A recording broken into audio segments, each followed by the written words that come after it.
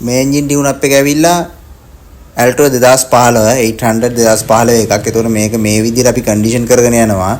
ඒතකොට මේක සම්පූර්ණ කොටස් ටික ගලවනවා. මේ PCB වෑල් එකේ ප්‍රශ්නයක් තිබ්බ එක අපි හරි ගස්සනවා දැන්. එන්ජින් එකේ උඩ ටැපට් කවර් පැකින් දාන ගලවපුවාම පේනවා සජ්ජලා මොකුත් නැහැ හොඳට තියෙනවා.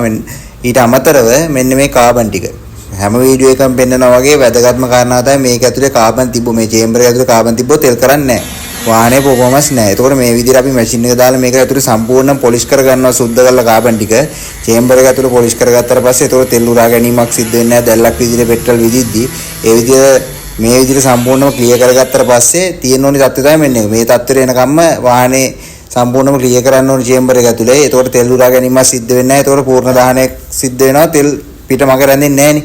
ඒතකොට සම්පූර්ණ ඉන්ජෙක්ටර්ස් මේ විදියට ඒතකොට ප්ලග් මේකේ ප්ලග් අපිට දාන්න සිද්ධ වුණේ නැහැ. ඇත්තටම මේකේ මොකද ප්ලග් හොඳට තිබ්බා. මේ මැෂින් එකට දාලා බලද්දි ප්ලග් වල කන්ඩිෂන් එක හොඳින් ඉඳලා අපි මේ ප්ලග් මාන නැවත පාවිච්චියට ගත්තා. ඊට අමතරව මේක සම්පූර්ණ සුද්ධ කරලා මේ විදියට හයි කරගත්තාට පස්සේ වාහනේ නියම වොමස් වෙනවා. ඒතකොට තෙල් වැඩ කරනවා.